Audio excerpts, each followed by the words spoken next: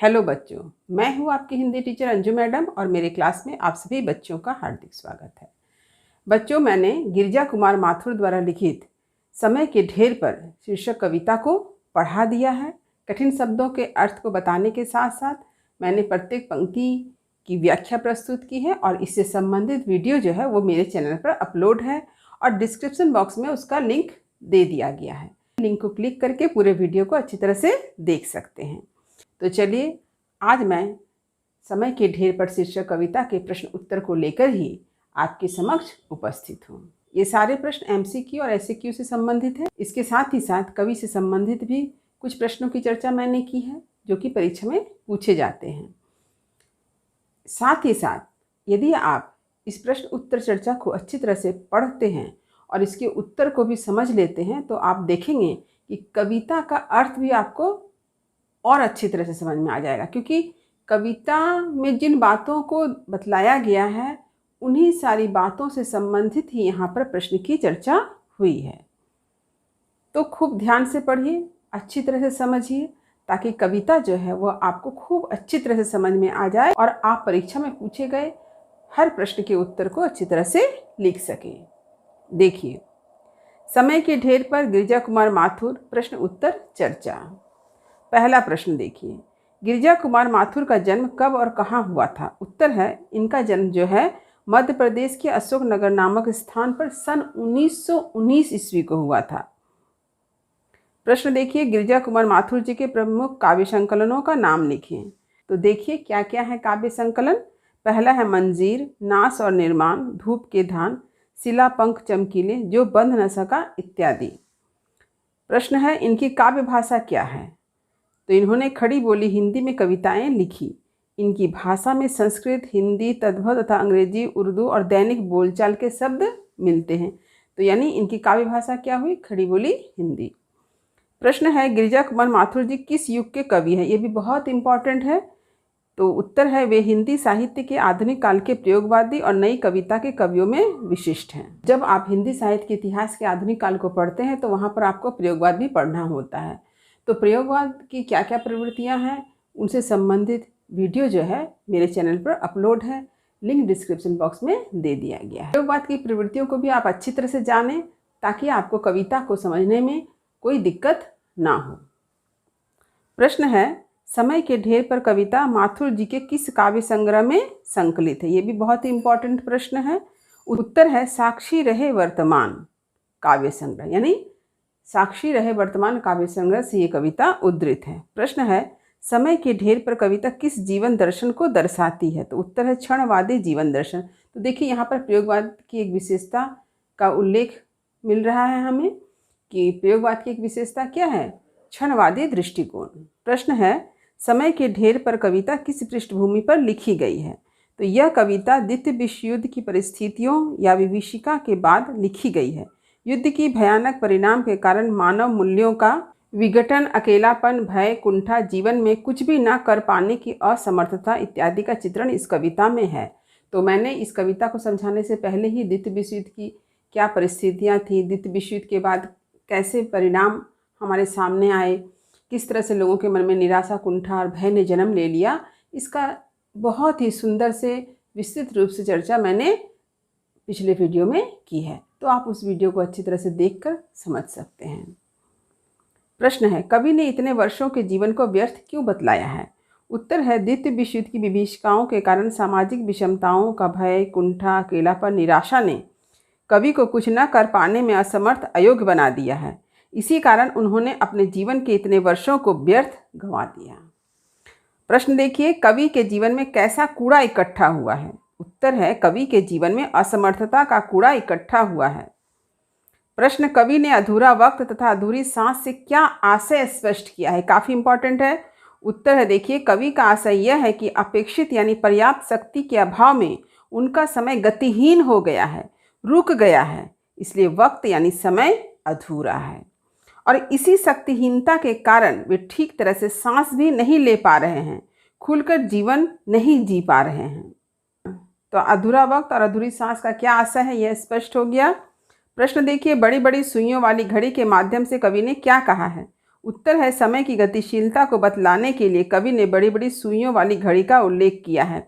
यानी घड़ी किसका प्रतीक है? समय का। जैसे जैसे समय आगे बढ़ता है घड़ी की सुई जो है वह भी आगे बढ़ती है। तो यहाँ पर जो बड़ी बड़ी सुइयों वाली घड़ी का उल्लेख आया है, यह समय जो गतिशील है इसे बतलाने के लिए ही कवि ने इसका उल्लेख किया है। यह घड़ी क्या करती है? यह घड़ी हर सेकंड को रोककर डंक मारती प्रतीत होती है। समय का एक एक पल जो अत्यंत तेजी से बीत रहा है वह कवि को जहरीले जंतुओं के डंक के समान कष्टदायी लग रहे हैं। यानी कवि के जीवन में ये जो समय का बीतना, हर सेकंड पर एक जो टिक की आवाज़ होती है, यह कवि को बहुत ही कष्ट देती है, पीड़ा देती है। और ये पीड़ा किसके समान है? डंक के समान है। जैसे छोटे छोटे जो जहरीले जीव जंतु होते हैं उसके जो डंक होते हैं उसके समान काफ़ी कष्टदायी है। क्यों कष्ट उन्हें महसूस हो रहा है? क्योंकि उन्हें समझ में आ रहा है कि समय तो बीतता जा रहा है, जो समय बीत गया उसे हम वापस ला नहीं सकते हैं। समय जो है बहुत ही मूल्यवान होता है और समय का सदुपयोग हमें करना चाहिए। लेकिन कवि ने अपने जीवन को क्या किया? व्यर्थ में गंवा दिया है, अपने जीवन में कोई उपलब्धि हासिल नहीं की है। प्रश्न है निहाई क्या है? उत्तर है निहाई का अर्थ है लोहे का एक बड़ा टुकड़ा। इस टुकड़े पर गर्म या ठंडा लोहा रखकर हथौड़े के प्रहार से मशीन का पुर्जा बनाया जाता है। यदि आप लोगों ने कभी किसी लोहार के दुकान को देखा है तो गौर किया होगा कि लोहार के सामने एक लोहे का बड़ा सा गोल टुकड़ा होता है या चौकोर भी हो सकता है, और उस पर लोहार क्या करता है? जो लोहा का टुकड़ा है जिससे उसे कुछ बनाना है उसे पहले वो गर्म करता है आग में, और जब वह गर्म होकर लाल हो जाता है उस लोहे के जो गोल टुकड़े हैं उस पर रख करके क्या करता है? उस पर हथौड़ी से मारता है। हथौड़ी से मार करके ही लोहार उसे कोई रूप देता है। प्रश्न है कुचल जाता है एक और मिनट से कवि का क्या आशय है? तो उत्तर है कि कवि का आशय है कि समय बीत जाता है। 1 मिनट चला गया यानी समय बीत गया। प्रश्न है कवि को किस चीज़ से डर लगता है? क्यों? उत्तर है कवि को हर तेज घड़ी की आवाज़ से डर लगता है। कारण यह है कि घड़ी की आवाज़ के साथ ही वक्त बीतता जाता है। वक्त गुजर जाने के कारण ही कवि को घड़ी की आवाज़ से डर लगता है, क्योंकि कवि यह महसूस कर सक रहे हैं कि समय तो बीत रहा है। तो इसीलिए कवि चूँकि महसूस करते हैं, इसीलिए हर तेज घड़ी की आवाज़ से उन्हें भय लगता है। प्रश्न सन्नाटे में क्या मरता है? उत्तर सन्नाटे में 1 सेकंड बिना चीखे मरता है। यानी ये जो सेकंड बीत रहा है, ये सेकंड का बीतना बड़ा ही धीरे से इस तरह से बीत जाता है कि किसी को पता ही नहीं चलता कि कितना समय बीत गया। प्रश्न है कौन सी छाया उम्र पर पांव धरती है?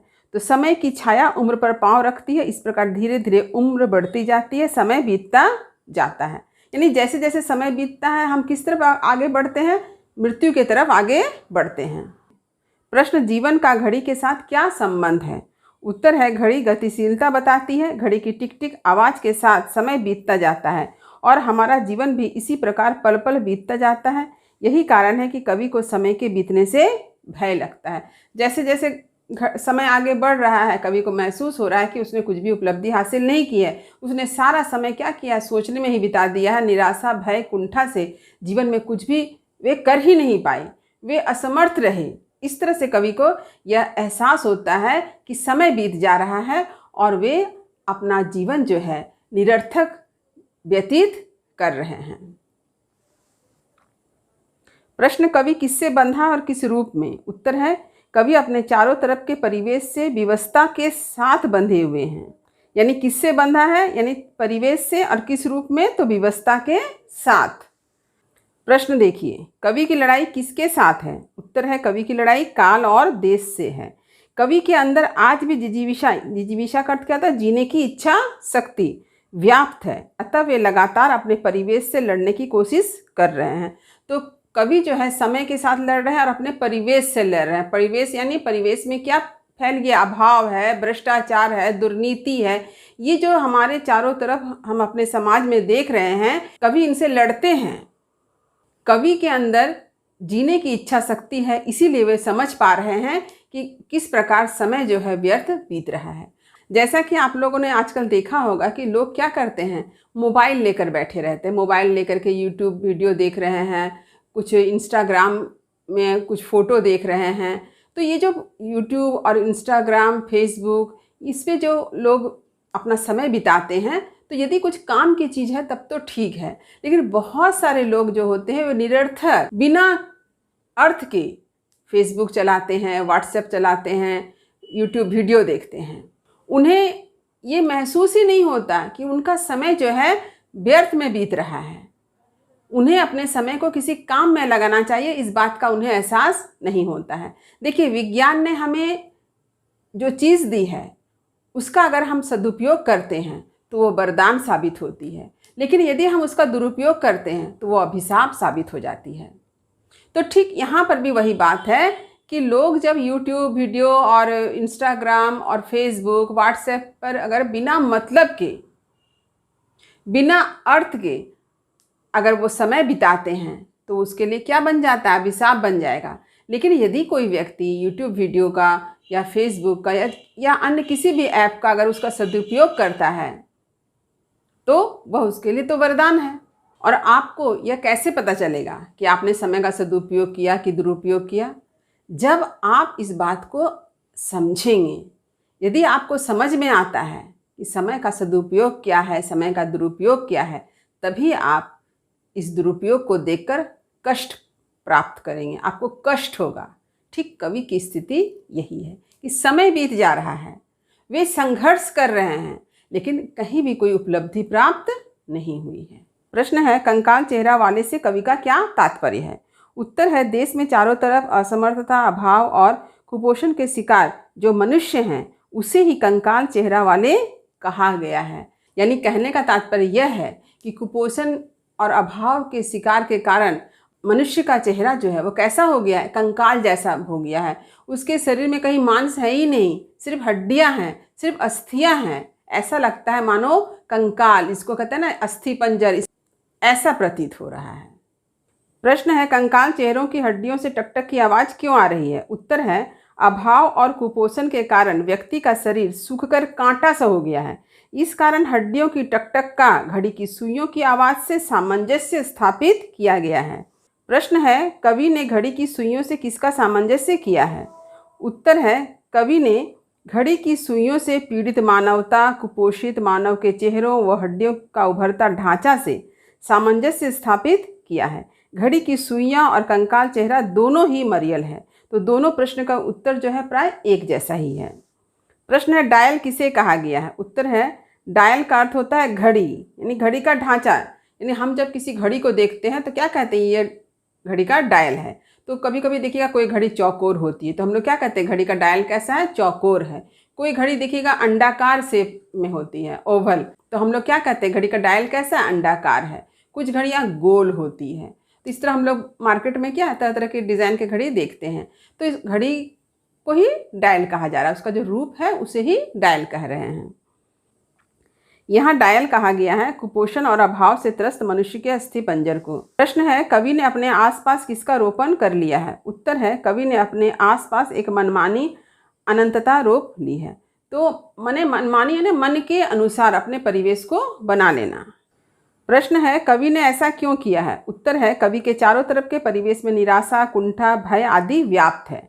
कवि ने इन सारी चीज़ों को भुलाकर अपने अस्तित्व की रक्षा करने के लिए अपने आसपास एक मनमानी अनंतता रोप ली है।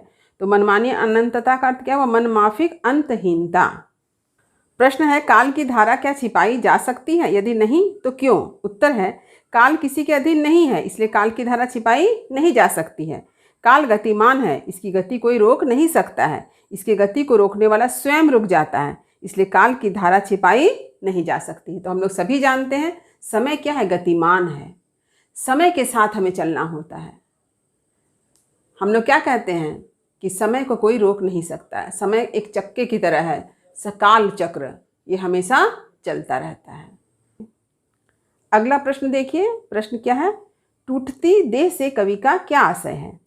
उत्तर है, असमर्थ व विवश मनुष्य को ही टूटती देह कहा गया है, जो अपने परिवेश के अधीन है, असमर्थ व विवश है। एक प्रश्न जो है ये कवि से संबंधित है, जो काफ़ी इम्पॉर्टेंट है, इसे भी आप हमेशा याद रखिएगा। प्रश्न है, कवि गिरिजा कुमार माथुर किस सप्तक के कवि हैं? उत्तर है, प्रथम तार सप्तक। प्रथम तार सप्तक का प्रकाशन वर्ष क्या है? 1943। यहाँ पर मैंने जो तार सप्तक का उल्लेख किया है इसके बारे में मैंने प्रयोगवाद से संबंधित जो वीडियो अपने चैनल पर अपलोड किया है वहाँ पर उसकी विस्तृत चर्चा की है। तो आप एक बार उस वीडियो को ज़रूर देखें, जहाँ आपको पता चल जाएगा कि ताल सप्तक क्या है। ताल सप्तक के बारे में आप जानकारी उस वीडियो से प्राप्त कर सकते हैं। तो उम्मीद करती हूँ कि इस पाठ के MCQ और SAQ से संबंधित जिन प्रश्नों की मैंने चर्चा की है वे सभी आपको समझ में आ गए होंगे। इस वीडियो को सभी पढ़ने वाले विद्यार्थियों में शेयर जरूर करें और लाइक भी अवश्य करें। जो बच्चे मेरे चैनल पर नए हैं वे चैनल को सब्सक्राइब जरूर कर लें ताकि हर नए वीडियो का नोटिफिकेशन उन्हें समय समय पर मिल सके। तब तक पढ़ते रहिए, जीवन में आगे बढ़ते रहिए। मेरी शुभकामनाएं आप सभी बच्चों के साथ है। धन्यवाद।